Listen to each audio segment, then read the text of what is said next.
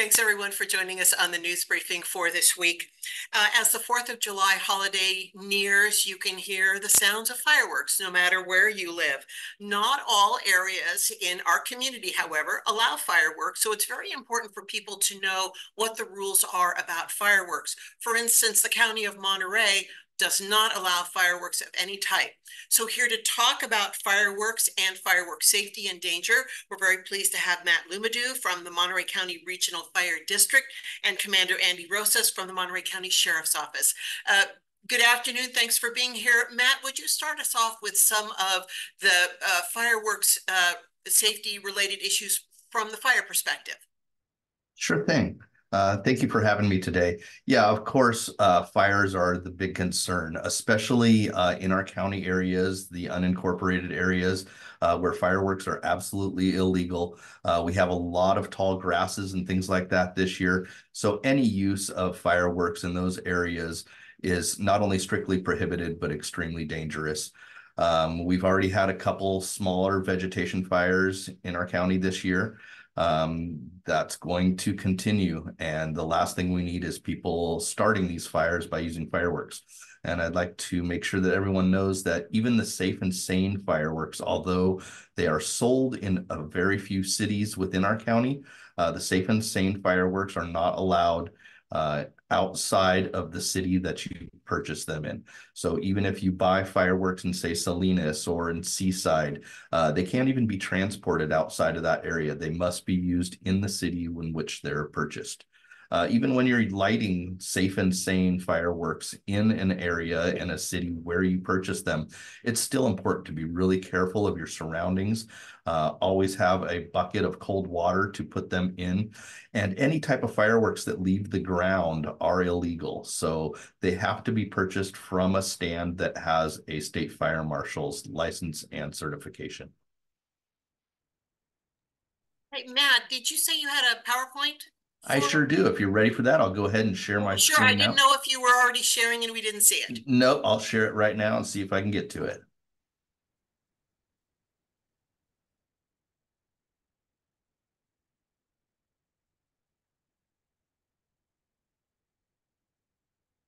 All right, so this is my PowerPoint. Hopefully you can all see it. Similar to the one I did last year, but all of the information really remains the same. That is my phone number there. If you ever care to get a hold of me, you're welcome to. Oops.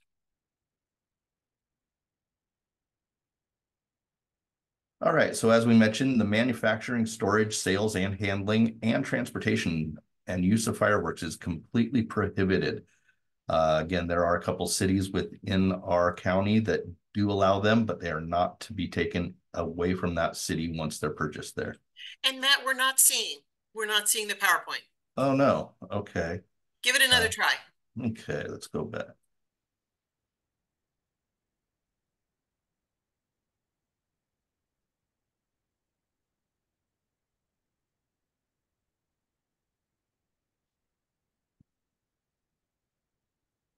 Is that better? There you go. Got it. Okay. All right, I apologize.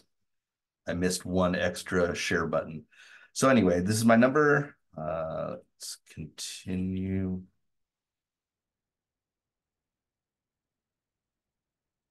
All right. Still showing for everybody? Okay, much better. All right, we already talked about that one. So again, legal fireworks are approved by the state fire marshal, are allowed in some cities within our county. Here's a few of the cities. Again, very important to be very careful with fireworks, even if you are using them in the cities where they're purchased. On average, over 18,000 fires are caused by fireworks annually. This is a CAL FIRE statistic, and we don't want that to go up. We'd actually like it to go down. So please spread the word to be very careful. And as tempting as it may be to have fun with fireworks, the risk just isn't worth it. To have fun with fireworks, the risk just isn't worth it. In addition to fireworks, fireworks cause serious injuries every year. These are two different statistics. One is a national average and one is a state average, I believe. But all the numbers pretty much show the same thing. Majority of the injuries are to hands and fingers, of course. And again, fireworks are prohibited anywhere outside of the city where they're purchased in. So many types of fireworks that are easily found in California, not sold legally, but are very illegal. And anything that leaves the ground is illegal and is not an approved type of firework. So two really good websites that everyone should take a chance to check out are nfpa.org and cpse.gov. Both have good information about fireworks and fireworks safety. Some of the safety tips, again, use only the state fire marshal approved fireworks. Always read directions, have an adult present. It says only use fireworks outdoors. That's pretty obvious, but again, never use fireworks near dry grass or other flammable materials. Know your surroundings and have a bucket of cold water ready to put your extra parts in once they're launched. Or set off, I should say, not launched. Some injury prevention tips. Never place any parts of your body over the fireworks. So anyone that is going to be using these safe and sane, make sure that they do it carefully and according to the instructions provided by the manufacturer. One important one is never attempt to relight or fix fireworks. If you light a firework and it doesn't go off, consider it trash and again, put it in that cold bucket of water. This is a QR code for information from the state fire marshal about fireworks. I tested it. It should work. You can scan that and it'll take you to a website where you can find out further information. And that pretty much wraps up my video or PowerPoint for today. I appreciate you all having me and I appreciate everyone spreading the word about fireworks safety. Please obey the laws, be safe, not sorry, and enjoy your 4th of July responsibly. Thank you very much, everybody. And thank you. And I guess we just can't start early enough talking about fireworks and fireworks safety because we're already hearing the fireworks, the sounds of fireworks going off in communities. And I see we've got Commander Rosas on call in. And so I wanted to let him go ahead and talk about both the rules about fireworks in unincorporated county, and then we'll get to questions. Hi, Commander Rosas. Good morning, May. Are you able to hear me clearly? Yes, we can. Well, I'm glad you're able to hear me. Unfortunately, I don't know what the situation is with the camera or the microphone on the computer this morning, but if you'd like me to proceed without video, I can go ahead and do so. You know, can you unmute yourself from your computer? Yeah, I've attempted that already, and it's okay. It's not. So that's why I had to dial in. Well, we'll take you however we can get you. Okay. Well, Matt already mentioned, the stress that we're putting on that we need to make sure that everybody is being safe. The biggest detail to put out to the community is that fireworks are illegal in the unincorporated areas of Monterey County. Some people also consider areas like Castroville or Chular. Well, there's a lot of people in those, but those are also parts of the county where fireworks are illegal. And as you said, we're already starting to see this type of activity throughout the county. What I want to touch up on, some of the safety aspects were already touched up on, but what I want to touch up on are some of the things that people don't necessarily consider when it comes to fireworks. We know that they are dangerous. Even the safe and sane fireworks can be dangerous. We have, over the years, come across situations where people have altered safe and sane fireworks and turn them into fireworks that can be extremely dangerous. And we won't get into the specifics on how that's done, but our fire staff, I'm sure, is aware of it, as we are from having seen some of this activity take place over the years. It's really important that people keep in mind that there are many ways that you can get into trouble by possessing fireworks that are illegal. In the sense of, we know that there are people that go out of state, sometimes out of the country, and they bring back fireworks. The aerial fireworks that you are seeing anywhere in the county are illegal. As it was mentioned before, if it leaves the ground, it is not a legal firework. So it's really important to know that just simple possession of these items can be something that's going to cause you a lot of trouble. You could actually get arrested depending on the size of the firework that you have, it can be considered a felony level explosive, and you could end up with a stay in county jail as a result of being in possession of these. Some of our smaller items, people have bottle rockets and small little fireworks that they think are perfectly safe, but the reality is that they do still pose a danger. They are still illegal, and they could end up getting you into trouble in the sense of receiving a citation and having to pay a fairly large fine as a result of having those items. One other thing that people don't take into consideration is that there's a safety aspect that we tend to not really think about, and that is, imagine being a dad, an uncle, a brother, an adult, any age, who has a child with them, and you think it's a good idea to allow this child to set off a firework. And let's just say it happens to be an illegal firework and something goes terribly wrong. That child ends up getting hurt. We don't think about the fact that you could actually be charged with child endangerment for allowing that child to use a device, or in this case, a firework, that is illegal and has caused them damage or harm, an injury, or even potential injury. There is an additional crime there that we tend not to think about. And I bring this up everybody needs to start thinking about, is it something that I want to take a risk on? You never want anybody to get hurt, but do you want to get in trouble? Do you want to end up not being able to celebrate a holiday, which is meant to be celebrated with friends and family, because you decided to launch illegal fireworks or possess illegal fireworks? It could cause you some problems. Some of the other things that we think are very important for the community to know is that you may not be setting off the fireworks, but you're simply in possession of the fireworks. If we're talking about felony grade fireworks, and we're talking about the big boom fireworks that you see in the sky, the ones that attract the most attention, again, simple possession is a felony, and you could get in trouble. For a felony in the state of California, we just have to have a reason to believe that a felony is occurring. So if we're driving through a neighborhood and we see these fireworks that are being set off, and we see people that set them off and are running into a house, we could go after the resident in that home. We could actually go after the homeowner, and as many communities in Monterey County have done, they have passed ordinances where the homeowner or the person responsible for that home, so if you're renting, you're the responsible person for that home, can be cited for allowing the discharge of illegal fireworks. That's yet another thing to keep in mind. It may be a friend, it may be somebody that you just happen to have over that's doing something that you don't necessarily condone, but it's your house where that firework is being set from, and it could cause you problems as the homeowner or the person responsible for that home.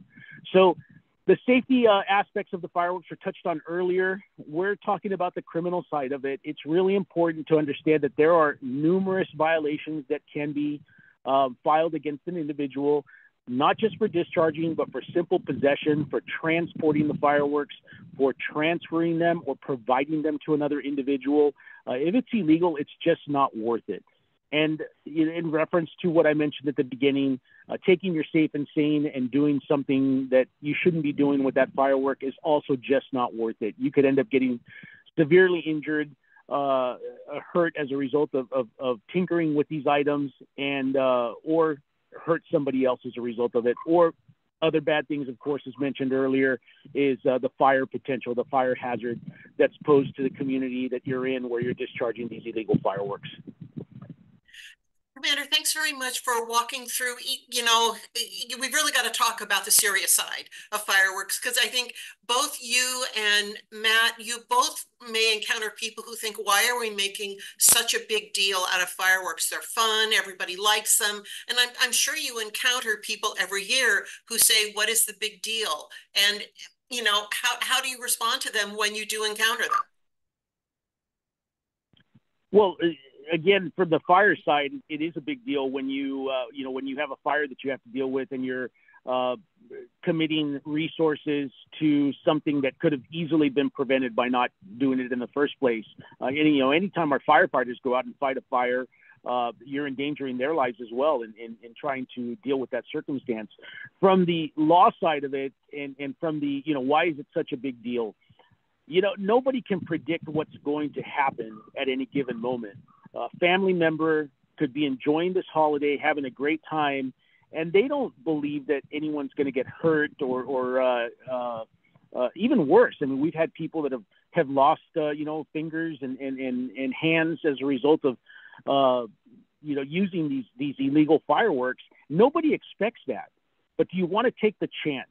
Do you want to take any chance for yourself or a loved one to be injured severely or to cause a fire, or even just to be caught with that item and have to receive a ticket or potentially go to jail? Is that a chance that you really want to take and risk ruining something that should be a family event that should be enjoyed by everyone in a safe manner? It's just not a chance that I'm willing to take, and I don't think that anybody should. And Matt, do firefighters typically maybe be more on call on 4th of July for this very reason? So yeah, everyone is definitely preparing and readying themselves. It's always a busy night, whether it be for medical emergencies, traffic accidents, or fires. But yes, everyone is ready, and they'll be prepared all night long for that. I personally live in Seaside, and you're exactly right. I've already heard quite a few aerial fireworks already this year. And it is worth mentioning that the Seaside Drone Department will be flying in that area to make sure that people aren't setting them off, and they'll be recording and noting the areas where they are coming from. And I think they had some pretty spectacular footage last year, if I'm not mistaken, over the city of Seaside. Yeah, they sure do get some really spectacular footage, is the way to put it. I almost said good footage, but it's not what we're trying to accomplish. So spectacular is the word we'll go with. Thank you both. Are there any questions for Matt or Commander Rosas on fireworks? I'm not seeing anything in chat, and no hands are raised. Thank you both very much for coming and talking about this, and really let's get the word out now. Let's tamp it down on those fireworks and stay safe. All right, we'll move on to our next topic. Again, thank you both very much to talk about fireworks. Moving on, kind of from fireworks to smoke. Smoking dangers are well known, but the effects of secondhand and third-hand smoke are also a danger. Researchers say that Latino communities are disproportionately affected by these health issues, including here in Monterey County. A special forum is happening in Salinas to get this information to those who need it most, and it will be conducted entirely in Spanish. So we have two people here to talk about this in a really interesting forum. They're going to talk about what they're going to talk about in English, but then they're going to give the rest of the presentation in Spanish, because that is how the forum will be held. But if there are questions, they will answer them bilingually. We're very pleased to have Gonzalo Coronado with our health department tobacco program, and Yaneth Rodriguez with the California Health Collaborative Latino Coordinating Center. Thank you both for being here to talk about this really interesting forum. Gonzalo, would you like to start us off? Yes, I will, once I hit the audio button. Thank you, Maya, for inviting us, and thank you for the previous presenters. Very useful information. Where there's smoke, there's fires. So I'll start off giving a little preview of what we're going to do here. I'm going to introduce myself, then I'll have Yaneth introduce herself. Then I'm going to have some introductory remarks regarding tobacco in general, and then Yaneth is going to provide more of an overview of the presentation, and we're going to do this in English and Spanish, and we'll be available for questions. Me presentaré en inglés y en español, y le pediré a mi colega Yaneth Rodríguez que haga lo mismo. Compartiré algunos datos con ustedes en inglés y español, y luego Yaneth compartiría una descripción general de la presentación. Vamos a estar disponibles para preguntas. We want to share some information with you about the public event that Maya mentioned. It is Salinas Community Forum, what we can do to protect our community from secondhand and third-hand smoke. It will be held Thursday, June 20th from 6 to 8, with the media check-in at 5:30. It will be held at the Breadbox Community Center at 745 North Sanborn in Salinas. Queremos compartir información con ustedes y el público sobre un próximo evento, foro comunitario de Salinas. ¿Qué podemos hacer para proteger a nuestra comunidad del humo de segunda mano y tercera mano? Se llevará a cabo el jueves 20 de junio de 6 a 8 y comenzaré con registro de la prensa a las 5:30. Va a ser en el Breadbox Community Center, 745 Norte Sanborn. So let me give some background on tobacco and then I'll turn it over. Well, Yaneth, can you introduce yourself now, please? Yes, I can. Hi, everybody. My name is Yaneth Rodriguez, and I work with Dr. Lourdes Carbonati at the University of Southern California. And we're part of the Latino Coordinating Center for a Tobacco-Free California, which is a partnership between the California Health Collaborative and the University of Southern California. Mi nombre es Yaneth Rodriguez y trabajo con la doctora Lourdes Carbonati en la Universidad del Sur de California. Somos parte del Centro de Coordinación Latino para una California libre de tabaco, una asociación entre el Colaborativo de Salud de California y la Universidad del Sur de California. Gracias. Thank you, Annette. And I, as Maya mentioned, I work for the Health Department, Monterey County Health Department, the Tobacco Control Program. So I'm going to give some background on tobacco. Smoking rates have declined consistently across the United States since the 1964 U.S. Surgeon General's report on the dangers of smoking, where it was concluded that smoking causes lung cancer and bronchitis.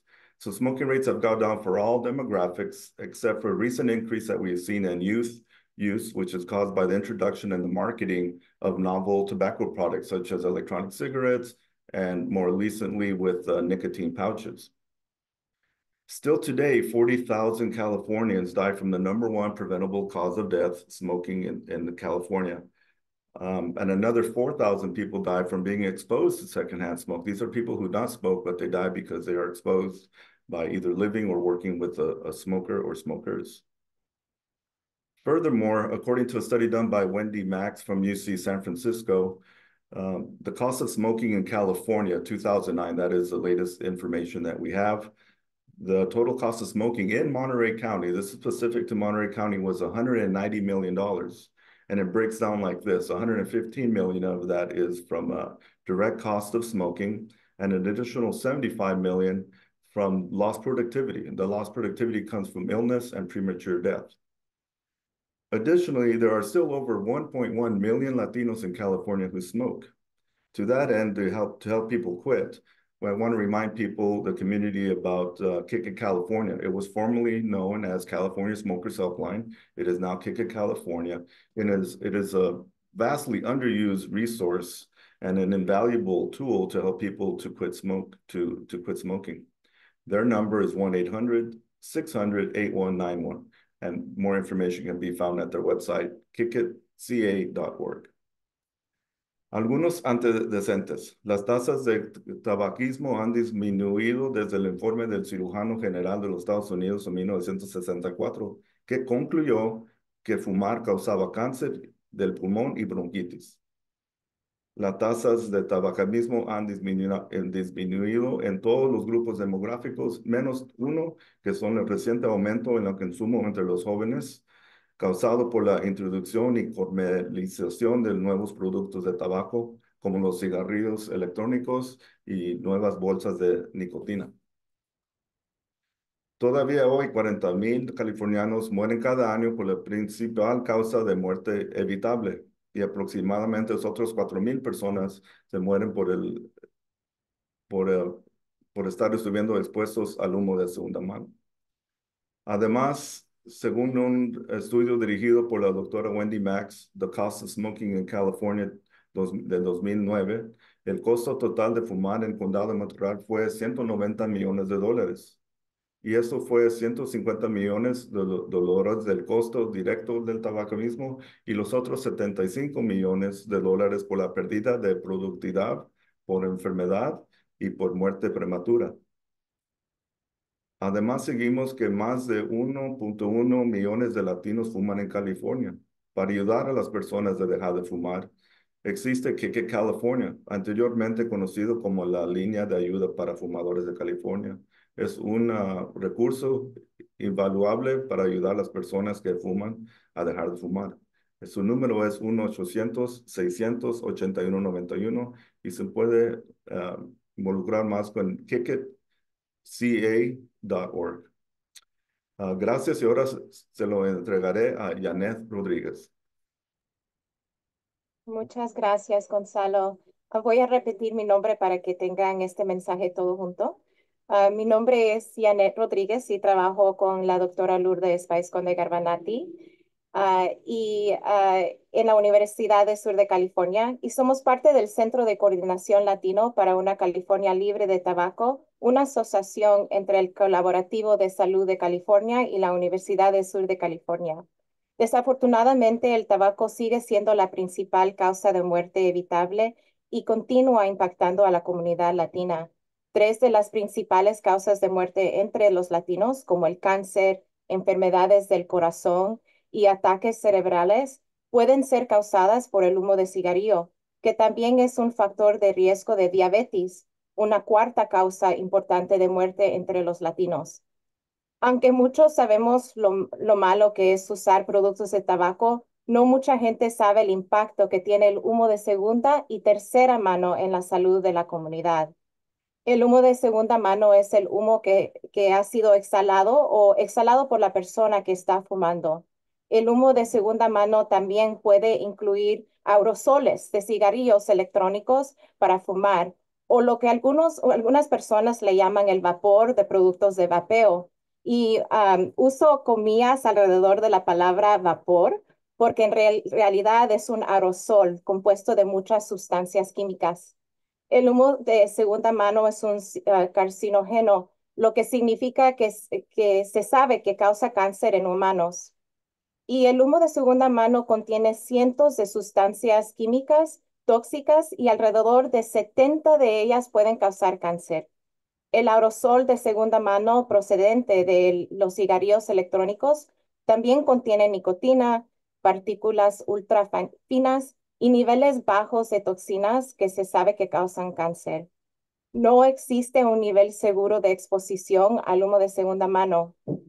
En los niños, el humo de segunda mano puede causar infecciones de oído, ataques de asma más frecuentes y graves, síntomas respiratorias, por ejemplo, la tos, estornudos y dificultad para respirar, y infecciones respiratorias como bronquitis y neumonía. También hay un mayor riesgo de síndrome de muerte súbita del lactante o como le dicen en inglés el SIDS. Y también pueden nacer los niños de menos peso al nacer. Cada año el Estados Unidos gasta más de 700 millones de dólares en costos médicos infantiles debido al humo de segunda mano. La mayor exposición al humo de segunda mano ocurre en hogares y lugares de trabajo, pero también puede ocurrir en lugares públicos como parques, mercados de agricultores y ferias o otros eventos al aire libre. Desafortunadamente, los latinos corren un mayor riesgo de exposición al humo de segunda mano en viviendas de unidades múltiples o como le dicen los apartamentos, condominios o otras unidades con paredes compartidas. El 42% de los residentes de viviendas multifamiliares de California son latinos, muchos de los cuales están expuestos diariamente al humo de segunda mano. Esto es especialmente preocupante, dado que los hogares latinos tienen más probabilidad de incluir niños que los hogares de no latinos. Esto representa una seria amenaza para los niños latinos que viven en viviendas multifamiliares, ya que el humo de tabaco ajeno continuo afecta a la capacidad del niño para aprender y también puede afectar negativamente su rendimiento académico. El humo de segunda mano daña a los niños y adultos y la única manera de proteger plenamente a los no fumadores es eliminar el hábito de fumar en todos estos lugares, especialmente en los hogares, lugares de trabajo y lugares públicos. Hablaremos de todo esto en nuestro foro comunitario y además también hablaremos del humo de tercera mano, que no es tan conocido. El humo de tercera mano es la contaminación por humo o residuos del humo que permanecen en las alfombras, sofás, paredes, en la ropa, en el cabello, en la piel y otras superficies mucho después de haber dejado de fumar. Y esto puede deberse a fumar cigarrillos o otros productos de tabaco, así como los cigarrillos electrónicos. Um, Hemos tenido más investigaciones recientemente sobre cómo el humo de tercera mano afecta la salud de la comunidad, en particular la salud de los niños. Vamos a dar más información de todo esto en nuestro foro comunitario. El foro se enfocará en las múltiples formas en que el humo de segunda mano y el humo de tercera mano afectan a la comunidad y brindará recomendaciones sobre cómo familias pueden proteger a sus hijos de este problema. El evento se realizará totalmente en español y vamos a tener alimentos y refrescos gratis. El evento se llevará a cabo el jueves 20 de junio en el Centro Comunitario Breadbox de Salinas, que está en la calle de Sanborn, y la dirección es 745 North Sanborn, que queda a la par de la escuela Jesse G. Sánchez. El evento comienza a las 6 p.m., pero vamos a abrir las puertas a las 5:45 para que puedan comenzar a comer y para que puedan visitar a las mesas de recursos que vamos a tener. También habrá música a cargo de Alisal Center for Fine Arts y vamos a tener un salón de arte para los niños y una rifa gratis. Entonces invitamos a toda la comunidad que venga a nuestro foro comunitario. Muchas gracias. Yaneth, thank you so much for walking through that, and Gonzalo for giving this introduction. Anyone, if you have questions for Gonzalo or Yaneth, please go ahead and put them in chat. But I just wanted to ask, it sounds like you've really tailored this forum to reach specifically the community members that are most at risk. Yes, of course. Like I mentioned, we're part of the Latino Coordinating Center, and so we definitely work throughout the state in trying to engage the Latino community and educating them on these issues. And so that's what we're doing here in Salinas. We know there's a large population of Latino community in this community, and so we want to make sure that we're sharing this information and that the community knows that there's ways, that there are things that we can do to try to protect the community. And I guess I'll say that in Spanish too. El Centro de Coordinación, nosotros trabajamos en todo el estado y eso es lo que nosotros estamos haciendo. Estamos tratando de educar a la comunidad latina acerca del tema de tabaco y cómo afecta la salud de la comunidad. Entonces, nosotros sabemos que en la ciudad de Salinas hay una población muy grande de gente latina. Entonces, queríamos dar esta información y educación porque sí hay formas en que la comunidad puede hacer abogacía para ayudar a la comunidad a ser más saludable. Gracias. And then Gonzalo, maybe you might describe how you got together with Yaneth and the Latino coordinating group to put this on. I mean, how did you guys find each other? I think Yaneth might be better to explain the Latino Coordinating Center. I'll tell a little bit about the tobacco control program. Every county, every health department in the state has a tobacco control program funded by Prop 99 and Prop 56. And from those funds, also the state also funds programs like the Latino Coordinating Center, and I'll turn it over to Yaneth.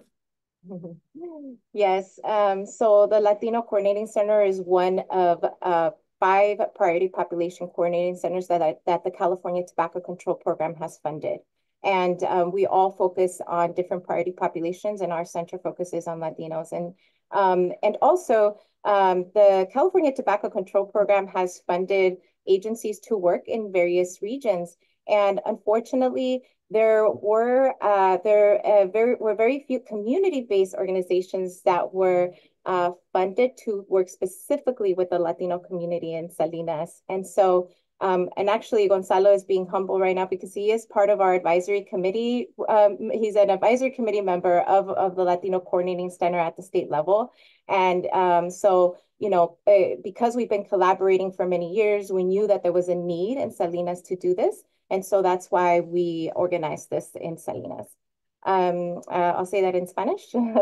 Como dije, nuestro centro de coordinación es uno de 5 centros de coordinaciones que el programa de California del control de tabaco ha fundado para poder proteger y educar a diferentes poblaciones prioridades, como la comunidad latina. Entonces, algo que Gonzalo no dijo es que él es parte de nuestro advisory board, que es concejal, es un miembro de nuestro concejal que nos ayuda, que guía nuestro trabajo.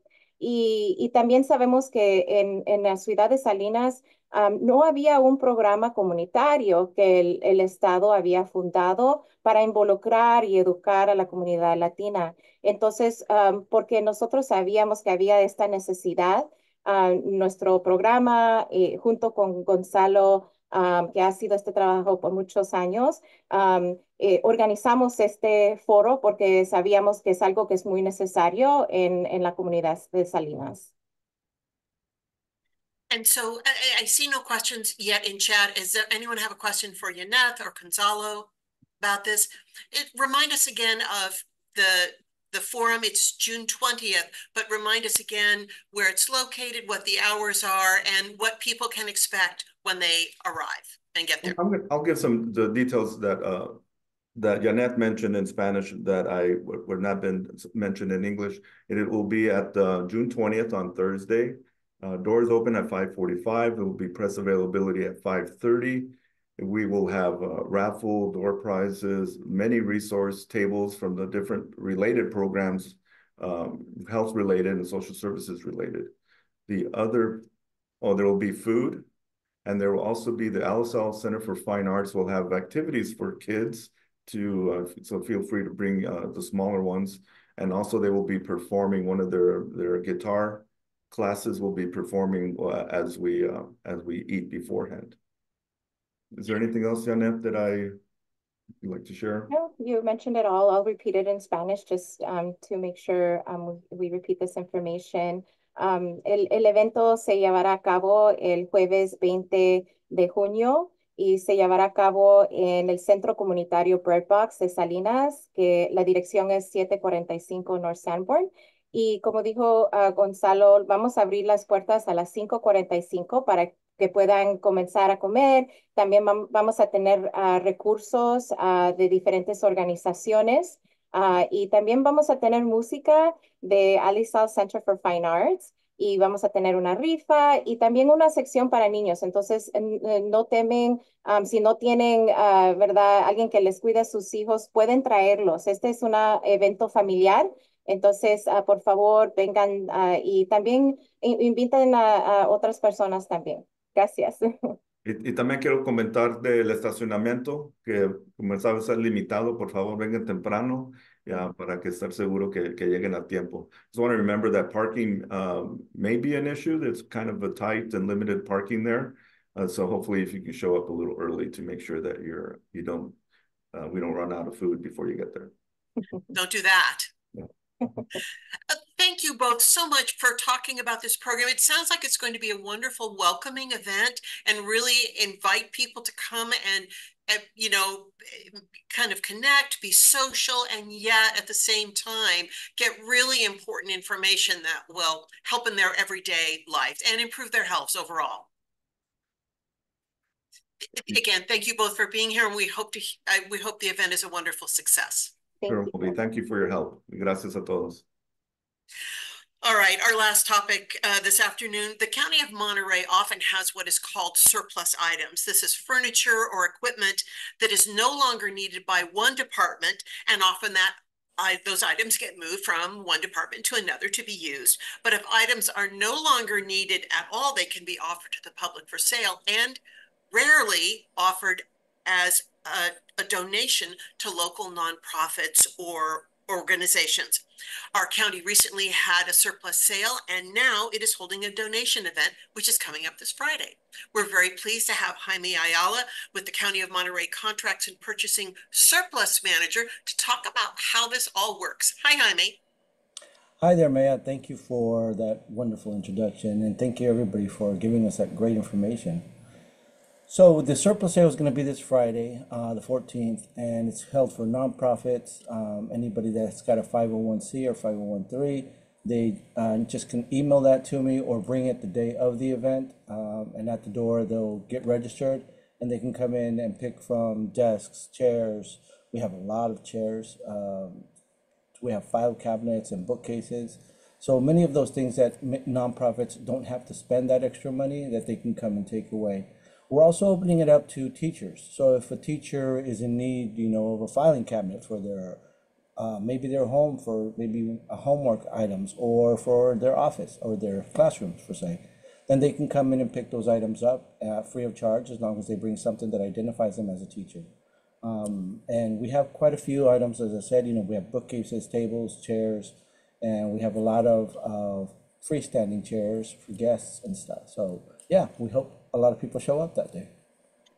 And Jaime, it's important for people to know that whatever they want, if they come, they've got to be able to take it away themselves. So, give everyone the lowdown about if you see something and you want it, you got to take it with you. That's right. We are only open for 2 hours, so we are just opening up for a short time period. So we hope that you come fully ready to move the items out of the area and load them up, as we don't have a lot of staff that will be able to help you load. But, we can definitely make it as easy as possible as we can.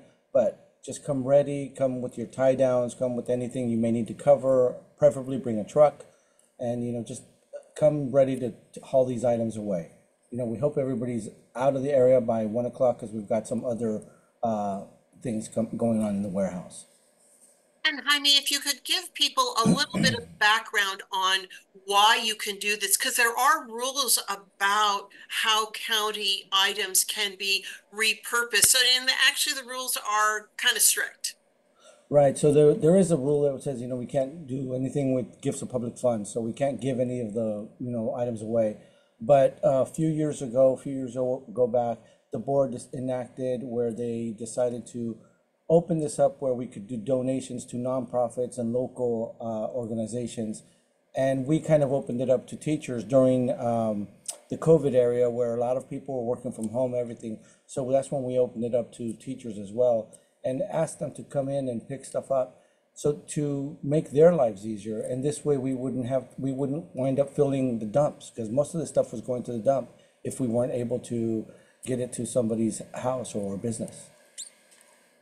And it's also important to know that for something to become surplus, there's a route to that as well, because at the county we're working kind of lean and we try to use everything as much as possible. So what departments are supposed to do when they're going to be acquiring new furniture, they need to come check this place out first. And if there's absolutely nothing that they can use, then they would be allowed to purchase this new furniture.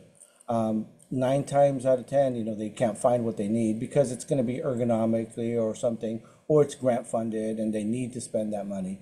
But there's a lot of times when people will find exactly what they need.